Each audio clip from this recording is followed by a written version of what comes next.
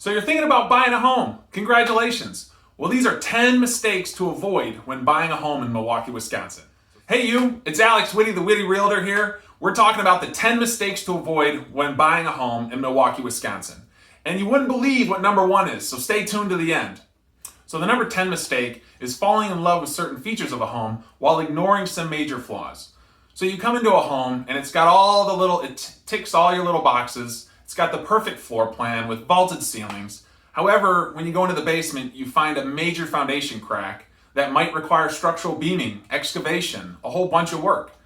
What do? Well, you don't want to ignore those when you're considering buying the home and think you'll address it 10 years down the road. The problem's only going to get worse. Which leads me to my next thing, justifying large repairs.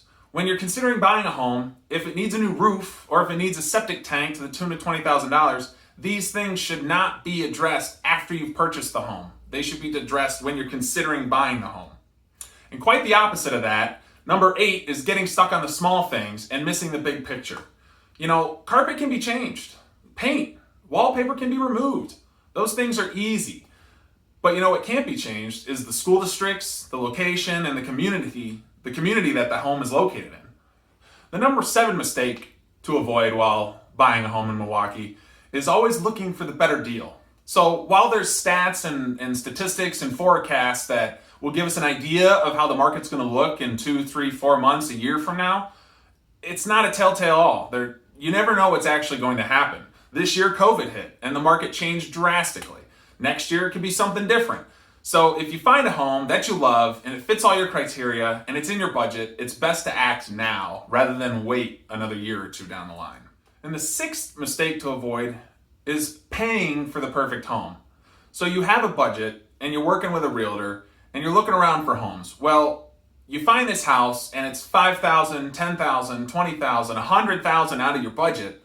It doesn't make sense to break your budget just to have the perfect home, because then you would be house poor. You wouldn't have all that extra spending money to enjoy your home.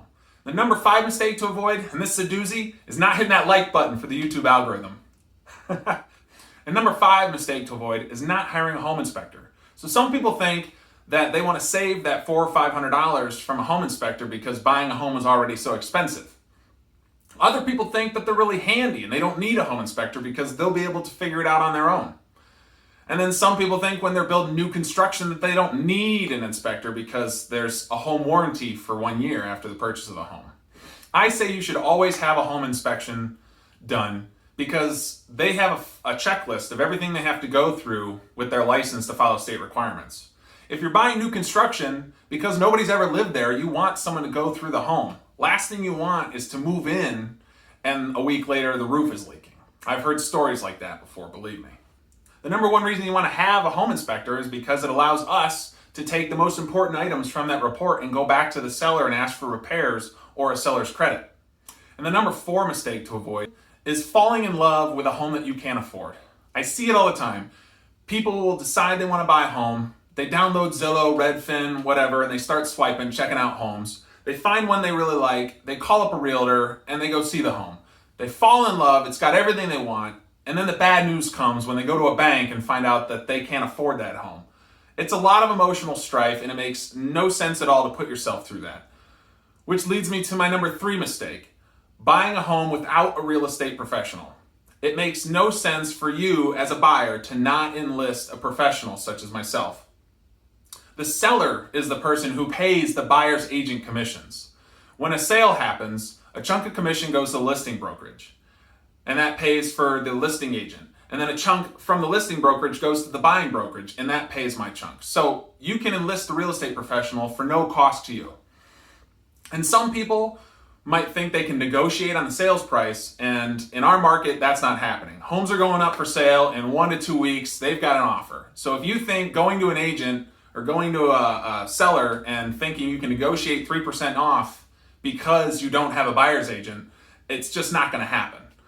But on the off chance there's a really motivated seller who's willing to drop the price, if you, as a non-real estate professional, as an amateur, could negotiate 3%, doesn't it make sense that a real estate professional could probably negotiate more than 3% on your behalf? That's just my 2 cents on that. The number 2 mistake to avoid when buying a home is not submitting paperwork on time.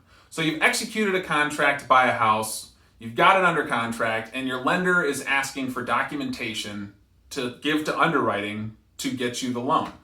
Well, if you don't get them that in a timely manner, a home that normally takes 30 days to close might get delayed, and then you would have to amend the contract and you might have to pay fees and more money to the seller. Or worst case, you lose the house. The number 1 mistake to avoid when buying a home in Wisconsin is making large purchases during a transaction before closing on that transaction. You have a house under contract, all these things are going through, and you get really excited and you want to buy new furniture for the house. Or maybe you needed a new car.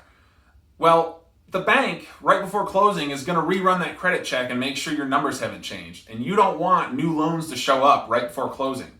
It can make the whole deal fall apart, and it can just be a big headache for all involved. So wait until after closing on your new home to go get that furniture and go get that new car. That's totally acceptable. It doesn't mean you can't go shopping, pick out what you want, and then wait till after closing to actually buy it.